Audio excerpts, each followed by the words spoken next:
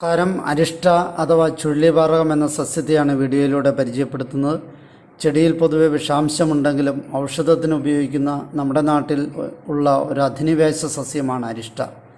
അസ്റ്ററേസി അഥവാ കമ്പോസിറ്റെ കുടുംബത്തിൽപ്പെട്ട സാന്തിയം ജനുസിൽ സ്ട്രുമേറിയം ഇനമാണ് അരിഷ്ട. ഇതിൻ്റെ പേരിന് വരുന്ന കാര്യങ്ങളെ നോക്കാം. ഇതിൻ്റെ ശാസ്ത്രീയ നാമം സാന്തിയം സ്ട്രുമേറിയം എന്നുള്ളതും സാന്തിയം ഇൻഡിക്കം എന്നുള്ളതുമാണ്. മലയാളത്തിൽ ഇതിനെ അരിഷ്ട, ചുഴലിപാറകം എന്നൊക്കെയാണ് അറിയപ്പെടുന്നത്. ഇംഗ്ലീഷിൽ ഇതിനെ കോമൺ കോക്ലെബർ, ബ്രോഡ്ബർ, ബർഡോക്ക് ദത്തൂര, ക്ലോഡ്ബർ, റഫ് കോക്ലെബർ എന്നൊക്കെയാണ് അറിയപ്പെടുന്നത്. സംസ്കൃതത്തിൽ ഇതിനെ അരിഷ്ട, സർബാക്ഷി, ചണ്ട, മലവിനാശിനി എന്നൊക്കെയാണ് അറിയപ്പെടുന്നത്. ഹിന്ദി ഭാഷയിൽ ഇതിനെ ചോട്ട ദത്തൂര, ചോട്ട ഗോഖുരു,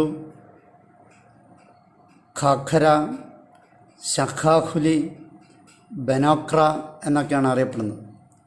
കന്നഡ ഭാഷയിൽ ഇതിനെ മരുളുമന്തി എന്നും തെലുങ്ക് ഭാഷയിൽ ഇതിനെ മർലുദീങ്കെ, മരലദമാന്തങ്കി എന്നൊക്കെയാണ് അറിയപ്പെടുന്നത്. തമിഴ് ഭാഷയിൽ ഇതിനെ മരുളുമത്തെ, മർലുമുള്ള് എന്നൊക്കെയാണ് അറിയപ്പെടുന്നത്. കാണപ്പെടുന്ന സ്ഥലങ്ങളെ നോക്കാം. ചില സ്രോതസ്സുകൾ പ്രകാരം അരിഷ്ട തെക്കൻ യൂറോപ്പിലും ഏഷ്യയിലുമാണ് ഉത്ഭവിച്ചതെന്നും എന്നാൽ മറ്റിടങ്ങളിൽ വ്യാപകമാവുകയും ചെയ്തു എന്നതാണ് പറയപ്പെടുന്നത്. എന്നാൽ മറ്റു ചില സ്രോതസ്സുകൾ പ്രകാരം അരിഷ്ട അമേരിക്കയിൽ നിന്നാണ് ഉത്ഭവിച്ചതെന്നും എന്നാൽ യൂറോപ്യൻ ആദ്യകാലത്ത് തന്നെ പ്രചരിക്കുകയും ചെയ്തു എന്നാണ്. ലോകത്തെമ്പാടുമുള്ള ഉഷ്ണമേഖലാ പ്രദേശങ്ങളിൽ ഈ സസ്യം ഇപ്പോൾ കാണപ്പെടുന്നുണ്ട്. ഇന്ത്യയിൽ ഗുജറാത്ത്, തമിഴ്നാട്, മറയൂർ വനങ്ങളിലെ വരണ്ട ഭാഗങ്ങൾ, ചിമ്മിണി വന്യജീവി സങ്കേതം എന്നിവിടങ്ങളിൽ കൂടുതലായിട്ട് കാണപ്പെടുന്നു. രൂപവരണങ്ങളെ നോക്കാം. 75 സെൻറ്റിമീറ്റർ വരെ ഉയരത്തിൽ വളരുന്ന മുള്ളുള്ള ഏകവർഷി സസ്യമാണ് അരിഷ്ട. ഇലകളും തണ്ടുകളും പരുക്കൻ രോമങ്ങൾ കൊണ്ട് നിറഞ്ഞിരിക്കും. ത്രികോണാകാരത്തിലുള്ള ഇലകളാണ് ഇവയുടേത്. അത്ര വ്യക്തമായി വേർതിരിയാത്ത 3 പാളികൾ ഇലകൾക്ക് ഉണ്ടാകും. പൂങ്കുല പത്രകക്ഷത്തിലും ശിഖരത്തലപ്പുകളിലും ഉണ്ടാകും. പൂങ്കുല ഗോളാകൃതിയിലുള്ള മുണ്ടമഞ്ചരിയായിരിക്കും. ഇവയ്ക്ക് കൊളുത്തുകളുള്ള അനേകം മുള്ളുകളുണ്ടായിരിക്കും. ഏകദേശം 1.3 സെൻറ്റിമീറ്റർ നീളമുള്ള ഫലമായിരിക്കും. ഒരു ഫലത്തിൽ ഒരു വിത്ത് മാത്രമേ ഉണ്ടാവുകയുള്ളൂ. രാസഘടകങ്ങളെ നോക്കാം. സെസ്കിറ്റെർപിൻ, lactone, phenolic acid, ഡിറ്റർപിൻ, glucoside, ലിഗ്നാൻ, flavonoid എന്നിവയുടെ സാന്നിധ്യം ഈ സസ്യത്തിലുണ്ട്. ഫലത്തിൽ കൊഴുപ്പ്, ചാരം, അൽബുമിനോയിഡ്, പഞ്ചസാര, റെസിൻ, ഓർഗാനിക് അമ്ലം എന്നിവ അടങ്ങിയിരിക്കുന്നു. ഔഷധ മൂല്യത്തെ നോക്കാം. അരിഷ്ട സമൂലം ഔഷധത്തിന് ഉപയോഗിക്കാറുണ്ട്. ദക്ഷിണേഷ്യയിലെ പരമ്പരാഗത വൈദ്യത്തിലും പരമ്പരാഗത ചൈനീസ് വൈദ്യത്തിലും അരിഷ്ട ഉപയോഗിക്കുന്നു.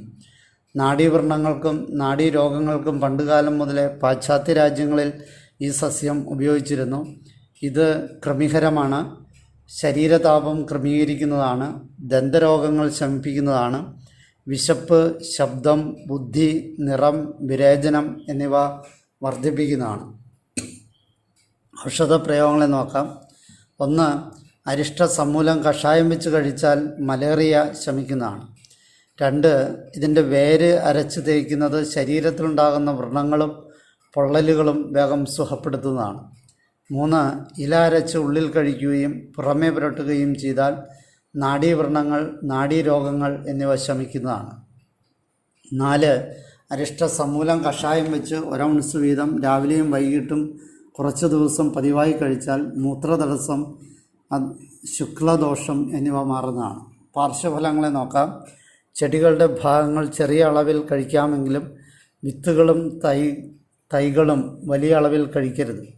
കാരണം അവയിൽ അത്യന്തം വിഷാംശമുള്ള രാസവസ്തുവായ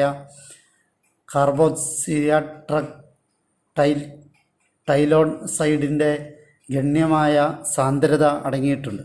പ്രായപൂർത്തിയായ ചെടിയിൽ കുറഞ്ഞത് 4 വിഷവസ്തുക്കളെങ്കിലും അടങ്ങിയിരിക്കുന്നു. ചെടികൾ തിന്ന് മൃഗങ്ങൾ ചത്തതായും അറിയപ്പെട്ടിട്ടുണ്ട്.